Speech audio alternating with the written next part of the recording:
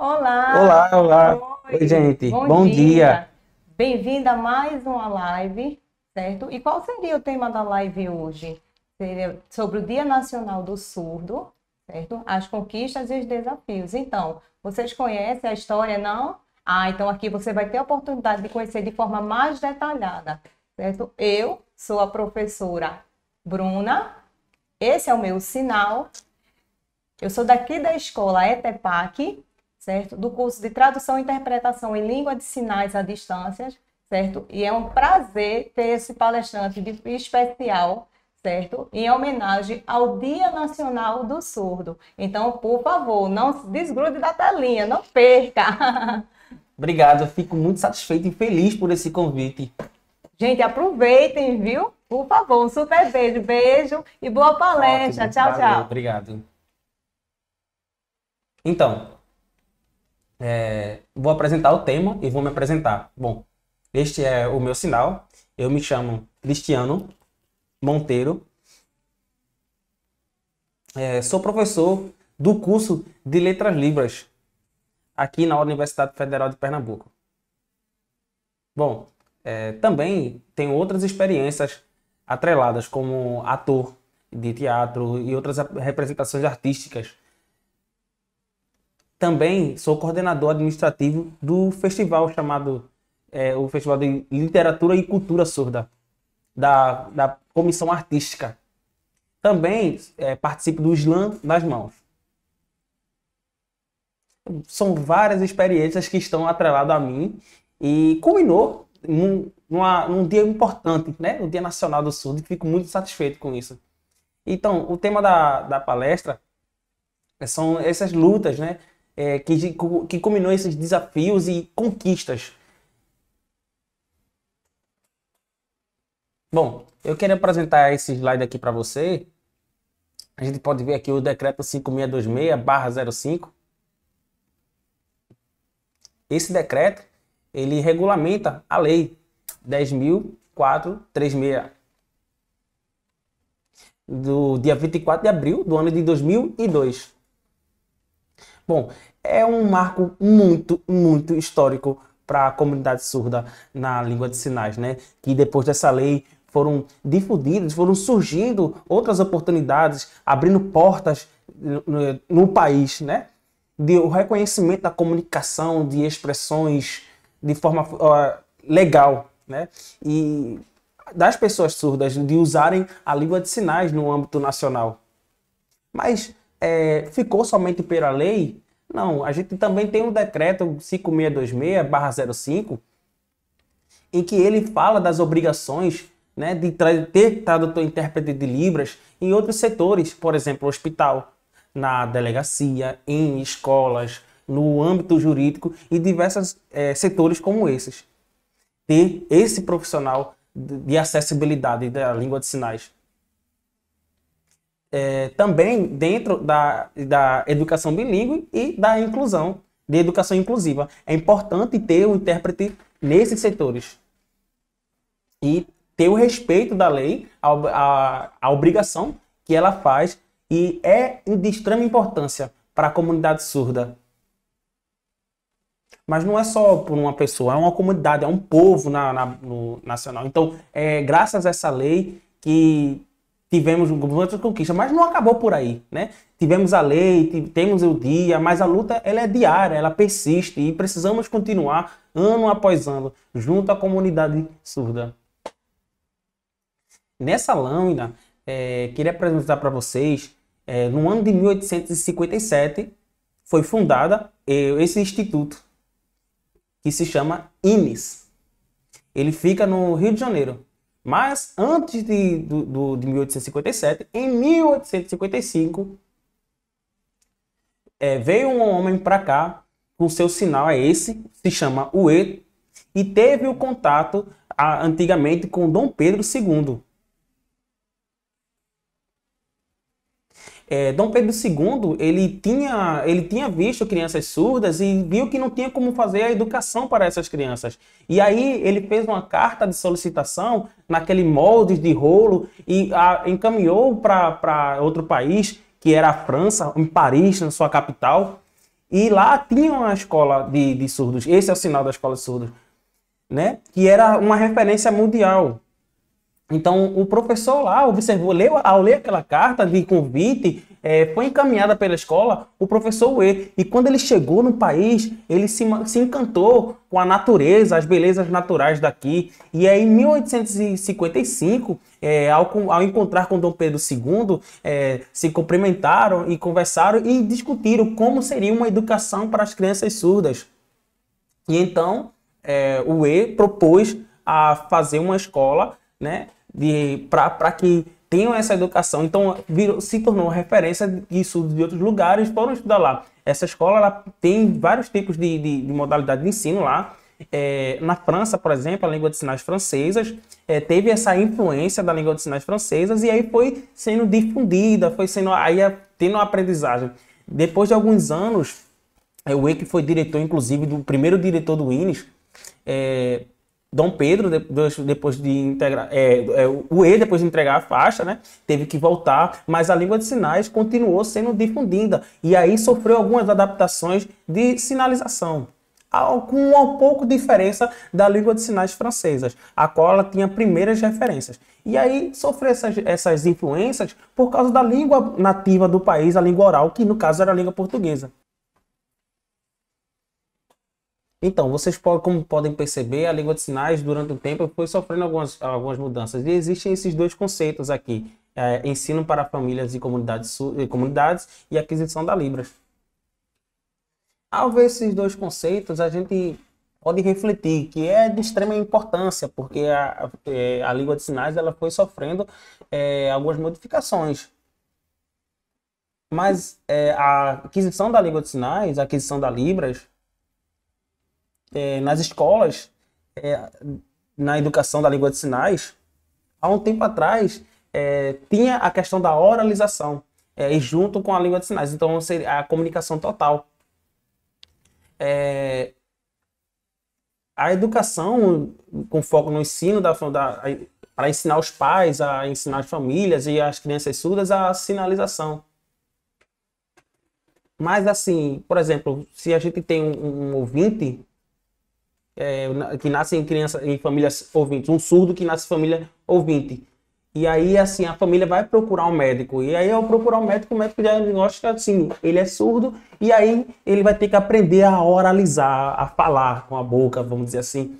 E só que existe essa dificuldade, porque, na verdade, o incentivo da oralização para usar aparelhos, a ASE, o implante coclear, mas no caso de uma educação, focado em uma educação, mas que traga um retorno financeiro. Mas o que falta é a aquisição dessa cultura, a aquisição da identidade surda.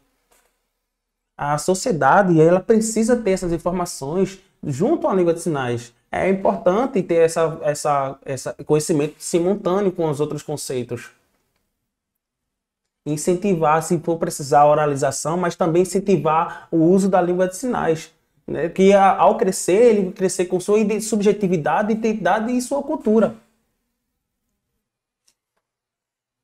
Então, a aquisição da língua, vocês sabem, né, que a maioria das pessoas surdas que nascem entre famílias ouvintes. E aí, assim, como tem essa comunicação? Se as pessoas elas falam em português, existe essa dificuldade de comunicação porque não sabem se comunicar com seu filho, com seu sobrinho, enfim. E aí será que vai fazer o curso de Libras e não tem tempo? E enquanto isso, a criança vai crescendo nessa família ouvinte, né, que a família é o seu primeiro contexto social. E só que nesse contexto social, todo mundo falando em português, e ela não escuta, então cresce sendo incompreendida. Quando ela vai na escola, e essa escola usa a língua de sinais, enquanto em casa há o atraso, na escola que usa a língua de sinais, parece que a escola é a sua casa, é a sua família. Porque usa a língua de sinais, encontra essa identificação. Enquanto em casa, as pessoas falam em português e aí ocorre um atraso. Vocês podem perceber que as crianças ouvintes que nascem em famílias ouvintes, elas têm um desenvolvimento de forma natural. Ao chegar na escola, por exemplo, usa a língua acadêmica. Não é a educação física, não é a questão da faculdade, é acadêmica. É acadêmico o quê? são as etapas, é como se fosse nível. Como se fosse níveis da língua de aprendizagem. Porque dentro da família tem aquela comunicação oral. E aí aprende de forma natural. E aí a criança ouvinte nasce com aquela subjetividade, porque cresceu no mundo português. E quando chega na escola, já tem algum conhecimento prévio, porque esses níveis, essas etapas, o cérebro ele já tem sua formação. Mas com a criança ouvinte, a gente precisa pensar nessas diferenças. É só importante nas escolas? Não, também é importante na família. Então, como pode ver nesse slide, vocês verem algumas famílias aqui, podem ver pais, mães. E aí, assim, quando nasce uma criança surda dentro de uma família ouvinte, o que ela vai fazer? Vai procurar um médico. E o que o médico vai instruir? O que vai ter instrução? Será que ele vai ensinar? Será que é oralização? Vou ter uma dificuldade de comunicação?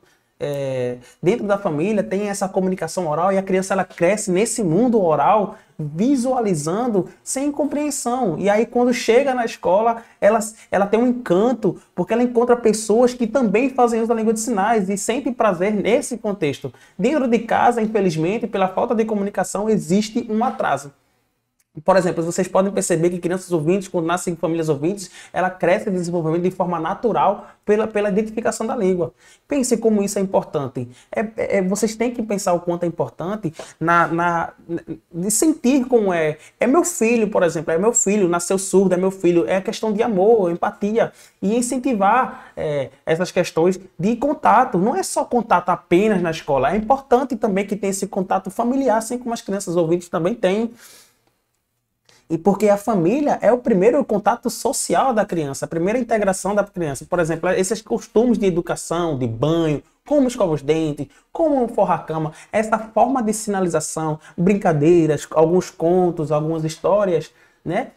Esses contos que a criança, dessa forma, vai aprendizagem durante o dia. E ela vai aprendendo durante o dia essas aquisições de língua de sinais de forma basilares com a família. Na escola é outro contexto diferente, que tem outras brincadeiras, com outros grupos de expressão, de comunicação, com classificadores diferentes, grupos diferentes. É bem importante que vocês pensem nesse incentivo da língua. No desenvolvimento da língua. As comunidades, existe a comunidade de esportes, por exemplo, que, por exemplo, é para o âmbito da saúde, esportes, viaja para campeonatos, para conhecer outras cidades, outras culturas, né? Também conhecer museus, zoológicos, conhecer a diversidade histórica, né? E conhecendo esses setores, também ampliando a aprendizagem. Nas associações tem esses apoios de aprendizado que ampliam mais o conhecimento, essas diversidades de experiências. Com a família também ensinar algumas coisas básicas também, ter essa circulação entre família e sociedade, ampliando esse conhecimento. Algumas famílias falam, não tenho tempo para falar, para aprender Libras. Na escola ele vai aprender, porque minha mão vai doer. Não é essa a questão. Vocês são famílias, nós somos famílias e é importante a gente ter comunicação com o nosso filho. Isso faz parte do orgulho da sua identidade. Bom, algumas comunidades, como falei, né? Tem vários grupos, tem várias comunidades. São primeiras assim, experiências visuais na comunidade que, por exemplo, essas experiências visuais onde onde a pessoa está integrada na associação, em associações esportivas, que tem principalmente o uso da língua de sinais dentro da comunidade surda para essa troca de identidade, para formular suas identidades. Vocês podem perceber dentro da comunidade negra, dentro da comunidade indígena, dentro da comunidade ouvinte, a comunidade chinesa, vocês veem essas diversidades de comunidade que possuem seus orgulhos culturais, históricos. A comunidade surda também possui essa diversidade cultural, essa diversidade de orgulho.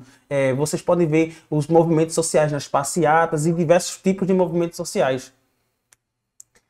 Na comunidade educacional, a linguística, a literatura, E esses conceitos são importantes na integração da aprendizagem, que tem entre universidades, escolas bilíngues, na pedagogia, no ensino bilíngue para crianças, para desenvolvimento para saber o desenvolvimento da sua vocação. Qual a vocação? Se é jurídica, arquitetura, medicina, sistema de computação. Essa diversidade humana que a gente tem com a experiência diária. Tudo isso devido à aquisição da linguagem, às experiências visuais, que tem pesquisas mais aprofundadas sobre, estudar a parte histórica de quantas lutas já houvemos, quantas questões já houvemos. Dentro dessa literatura existem os contos, as culturas, os contos históricos desses diversos segmentos dentro da educação. Isso é muito bom, isso é muito importante. Na família, quando nasce uma criança surda, dentro de uma família surda, tem esse desenvolvimento natural. E aí, quando nasce uma criança ouvinte dentro de uma comunidade surda, aquela criança ela se torna coda, porque ela vê os seus pais e mães são surdos, os usos da língua de sinais, e aí existe também a pessoa coda. Quando o pai ou a mãe tem um filho surdo, o pai e a mãe ouvinte, e o pai assim tenta aprender língua de sinais para se comunicar com o filho, existe uma diferença de cultura também. E aí é onde há integração, para ter um incentivo à vivência social. São diversas formas de experiência. A sociedade também tem a esportividade, tem as sociedades de esportes, as Olimpíadas de Surdos, por exemplo, campeonato mundial.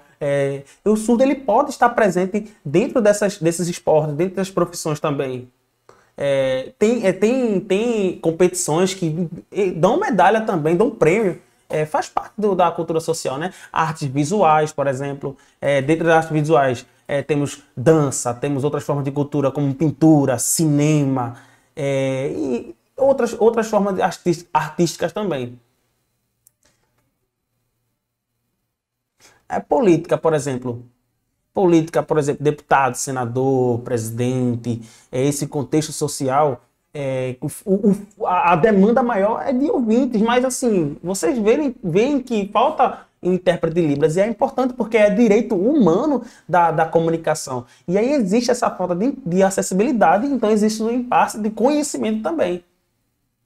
E porque ele vai explanar suas propostas, né? E aí o surdo ele também tem direito de conhecer essas propostas, de expressar também as necessidades para se tornar proposta de lei, porque a língua de sinais é uma comunidade visual, é um conceito visual. Diversas comunidades, como falei, como já citei, faz parte do povo surdo, faz parte da cultura surda. Então, vocês podem ver, né? São bastante coisas para se comemorar. É um marco muito importante para nós, como pessoas surdas. E é um fato de se parabenizar, como temos aqui nos slides, povo surdo, fazemos homenagem a cada pessoa, as suas capacidades políticas, a sua representatividade, por exemplo, um diretor de escola bilíngue, um diretor acadêmico. Então é algo de se homenagear. Por exemplo, existem surdos que são pilotos de avião, por exemplo, modelos, surdas Miss, existe essa capacidade e a gente precisa homenagear. E em diversos lugares o surdo está representando, é capaz de representar e precisamos homenagear. A comunidade surda LGBTQIA+, a comunidade surda negra, a comunidade surda mulher, feminista, a comunidade surda de outros conceitos de luta também de minorias. E isso é orgulhoso e a gente tem que valorizar. A Associação de Surdos, em diversos lugares espalhados pelos estados, em vários estados também, existem várias associações que estão unidas no mesmo propósito. A Associação de Surdos ela é de muita importância. Pela sua identidade visual, pela sua identidade de língua. a associação como se fosse a minha segunda casa, como se fosse a segunda casa, porque existe essa nossa empatia. A FENES ela é muito importante no que tange lutas, no que tange ao direito humano da pessoa surda, o direito à escola, o direito a pesquisas, essas nossas capacidades de estarmos integrado dentro dessa sociedade, de estar integrado dentro das empresas, de estar integrado dentro do jurídico. E graças à FENES a gente teve essas conquistas. Então, a FEBRAPIOS, o que é a FEBRAPIOS, né? É a Federação de Tradutor e Intérprete de Libras, né? Existem profissionais surdos, profissionais ouvintes, que existem... por exemplo, se tiver um congresso e entre tem um ouvinte, a FEBRAPIOS ela consegue ter um congresso com o tradutor e intérprete de Libras. Se tiver um surdo que usa outra língua de sinais, por exemplo, a ASL, a American Sign Language, a língua de sinais americanas, ele traz outro tradutor para usar nessa adaptação, né? Que fala língua americana de sinais e o outro surdo língua brasileira de sinais. CBDS. A CBDS é uma confederação esportiva de vários tipos de esporte, como natação, futsal, futebol, vôlei, basquete. Tem diversos esportes nessa confederação, onde o surdo é capaz de participar desse tipo de eventos. Então, assim, dizem, surdos eles não são capazes de participar de campeonatos esportivos. Sim, são. E nessa luta, a gente está com proposta junto ao Ministério e profissionalizar os surdos esportistas, né? A gente pode ver, tem muitos surdos aí que a gente tem orgulho, que são campeões, medalhas de ouro, medalha de prata, são medalhistas. E é de se fato de parabenizar. CNJS, este é o sinal, é o Encontro de Jovens Surdos Nacional. Esse encontro é justamente de empoderamento, de enriquecimento de conhecimento, de conselhos, de ter esse momento de contato, de educação, aprendizado, esportes também. São vários tipos, formas de cuidado para que seja capaz do desenvolvimento da pessoa surda. CODA Brasil. CODA Brasil existe encontros também. É uma forma a gente agradece aos pais e mães surdos por existirem os CODAs. E é muito satisfatório, porque há pessoas no mundo que estão integrando ao mundo e vendo essas possibilidades. E tendo outros encontros de pessoas de outros CODAs, de outras regiões do Brasil. E esses CODAs participam de palestras com o tradutor e intérprete de Libras, falando das suas experiências históricas, da sua vida particular, da sua vida pessoal e como se desenvolveu. Todos esses pontos aqui mencionados são marcos importantes históricos que a gente comemora também no Setembro Surdo. Então, vamos pensar uma questão aqui, o seguinte. Lugar seguro para... Se a gente pensar, né? Vamos voltar ao tempo. Existiu um momento, em 1880, que era proibido o uso das mãos. Era, de fato, totalmente proibido. E assim era obrigatório o uso da oralização das pessoas surdas. O ensino oral. E aí, como é que fazia? Prendiam-se as mãos atrás. Vocês devem saber, né? Ocorreu um bom tempo na Itália, em Milão, no ano de 1880. E aí, depois disso, mais ou menos 160 anos, mais ou menos, teve essa forma de educação. Mas, assim, teve algum sucesso, alguma forma, essa educação oralista, teve alguma forma de avanço, alguma forma de perspectiva positiva? Se a gente procurar, a gente não vê, a gente não tem um registro. Vamos pular um pouco da história, né? A lei de Libras, né, que é de 2002, a partir dela abriu-se outra forma de visão. E justo hoje a gente vê, são 20 anos da lei de Libras. E assim a gente pode perceber um avanço diferenciado, que a gente hoje tem escolas bilíngues, a gente tem faculdade, curso técnico de tradução e interpretação, esportes, cinema, diversas formas de comunidade, diversidades. A gente tem uma diversidade muito ampla. O momento agora, de 2022, a gente vê o uso da língua de sinais, a valorização, uma valorização de ouro, e isso é satisfatório. Se a gente pegar um marco, assim, aquela linha do tempo que não teve avanço, a gente vê que permaneceu a mesma dificuldade, permaneceu os mesmos problemas que existiam devido à proibição, e aí não podia. Aí depois tentaram a adaptação em comunicação total, mas quando começou em 2002 a forma bilíngue, esse impacto que teve na mudança da perspectiva da língua de sinais, a gente percebe que foi um momento muito satisfatório e que teve uma rápida evolução. A gente tem 20 anos, né?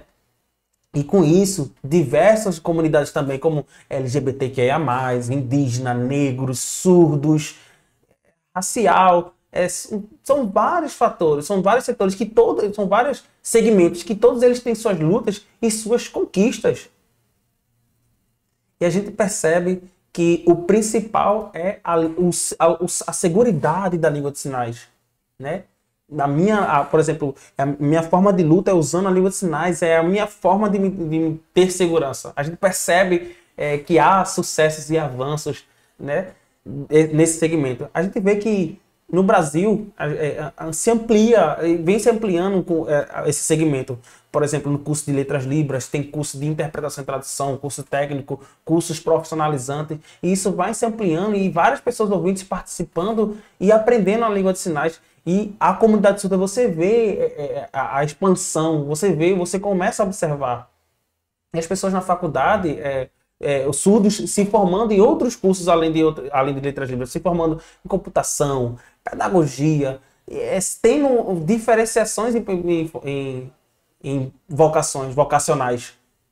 E assim, você vê o Brasil começa a ter, nesse conceito, um segmento, um avanço. E a China, a Espanha, Portugal, esses países, eles veem como o Brasil conseguiu avançar nesse segmento. E aí, assim, o Brasil mostrou como funcionou essas propostas, no caso, a lei e o decreto da língua de sinais. O curso de Letras Libras também, e outros países tiveram o Brasil como modelo e difundido na Europa também. Se você vê outros países, eles não têm curso de tradução e interpretação, curso técnico, não tem esses cursos. Pode ter um ou outro, mas aqui no Brasil a gente tem uma diversidade de ensino no âmbito da língua de sinais. Isso é de fato de se orgulhar.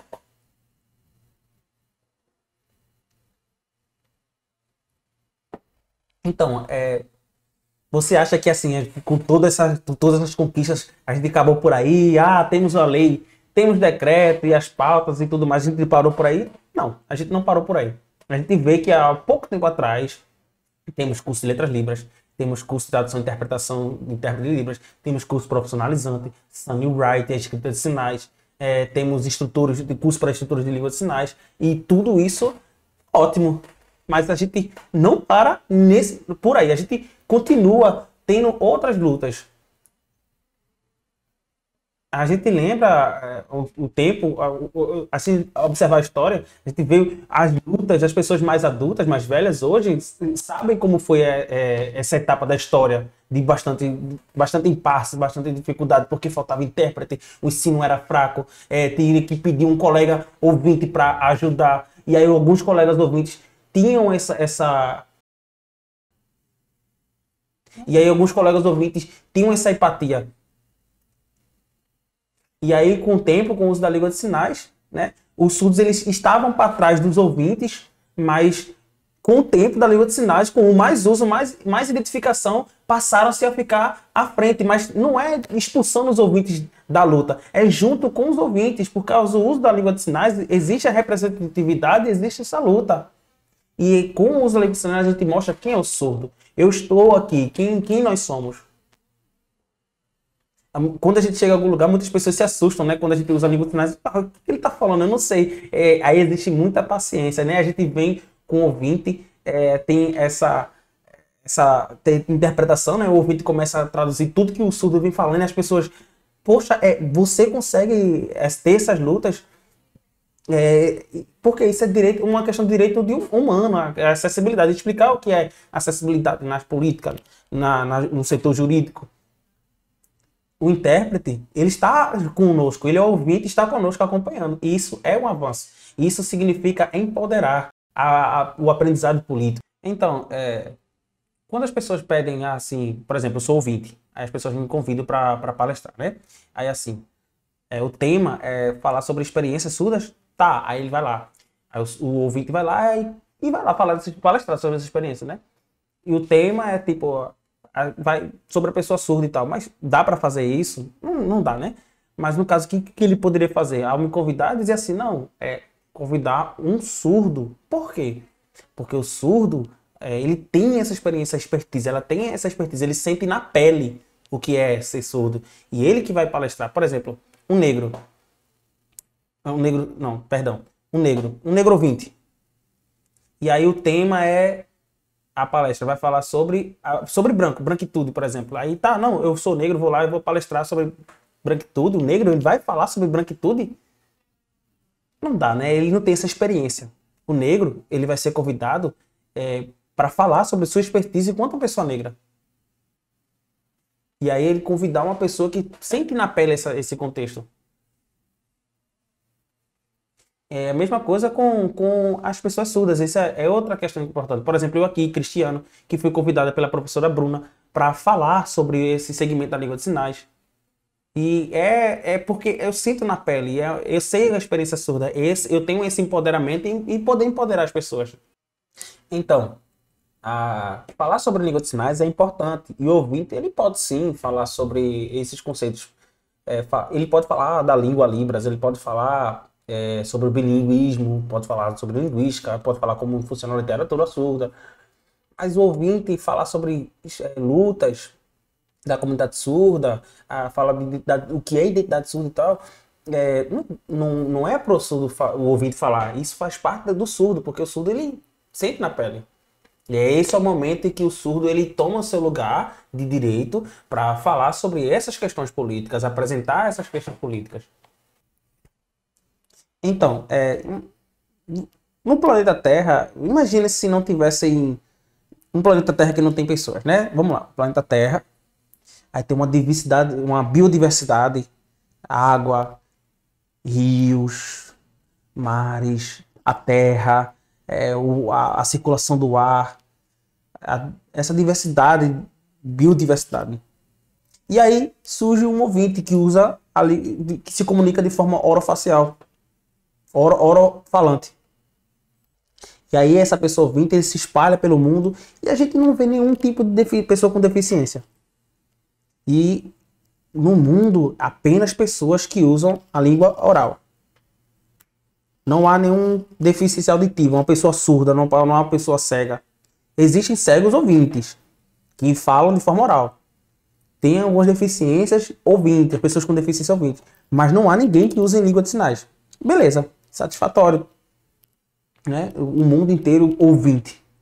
Mas se acontecesse que surge uma pessoa surda, e aí todo mundo sabe aquela coisa, como um surdo, e ai meu Deus, que coitado, como é que eu não sei falar com ele, como é que eu vou falar com ele, como é que a gente toca nele, e aí o surdo, oi, e aí a gente, sabe, olha, a gente pensar assim, e se o mundo fosse diferente, usasse todo em língua de sinais, não existisse uma pessoa ouvinte. Todas as pessoas falando em língua de sinais no mundo. Cegos que usam língua de sinais, que existem. O surdo cego falando língua de sinais, né? Usuários de cadeira de rodas, surdos, usando língua de sinais. Sunny Wright, nas telas, nas tecnologias, tudo isso fosse feito em língua de sinais. Legendas em Sunny Wright. Não tinha nenhuma letra. Tudo fosse escrito em Sunny Wright e usado em língua de sinais no mundo. A identidade e cultura mundial fosse apenas no meio das mãos. E aí, com o tempo, de repente, surge uma pessoa ouvinte. As pessoas iam olhar e dizer, meu Deus, Peraí, é ouvinte? Ouvinte? Como é que a gente fala? Eu vou ouvinte falando e as pessoas surdas, meu Deus, coitado, como falar com ele? Como falar com ele? Pode perceber a diferença? A falta de acessibilidade pode ocorrer em diversos lados. Imagina um mundo que fala em língua de sinais e o ouvinte tentando se comunicar com pessoas que não escutam. E aí teria que tentar adaptar e ter um trabalho e esforço. Ele teria que trabalhar, ter esforços e lutas de direitos e conquistas. Percebam essas comparações. Entendam essa importância de empatia. O mundo majoritariamente ouvinte e o mundo majoritariamente surdos. Existiria a falta de comunicação de ambos os lados. E que esses mundos respeitassem a língua do outro. Porque o que é mais importante, a empatia. Enquanto o mundo ouvinte aprende, o mundo surdo aprende língua de sinais, o mundo ouvinte aprende língua oral. Então, temos aqui uma poesia que gostaria de apresentar para vocês. Viva nós, o orgulho de sermos surdos, para provar que nós somos capazes. Nós, e até de melhorar, e até de ser melhores. Porque nada sobre nós sem nós. É o poema de Ana Regina. Este é o sinal dela. E gostaria de dizer uma coisa muito importante para vocês. No dia 23 de setembro, nós comemoraremos o Dia Tradutor do Intérprete de Libras. Dia Tradutor e Intérprete de Libras. E o dia 26, a gente comemora o Dia Nacional da Pessoa Surda. E também a comemoração da fundação do INES. No dia 30 de setembro, a gente comemora o Dia Internacional do Surdo e o Dia Internacional da Língua de Sinais. Aplausos! Obrigado. Que palestra maravilhosa! E aí, pessoal, vocês gostaram? Eu simplesmente adorei. O tema foi muito importante para vocês, que são futuros tradutores e intérpretes de língua de sinais. Então, muito importante vocês conhecerem todos esses detalhes. Então, o palestrante explicou tudo maravilhosamente. E vocês que participaram dessa live, então, é muito importante. Então, observem aí. Fiquem de olho nessa live. Por quê? Porque vocês se cadastrando, vocês têm direito ao certificado, certo? E garantam já o seu certificado nesse QR Code aí embaixo que a gente vai colocar aí para vocês, tá ok? Muito obrigado. Por nada. Aí eu que agradeço. Muito obrigada pela tua participação. Obrigada. Um beijo para vocês. Tchau, tchau, pessoal.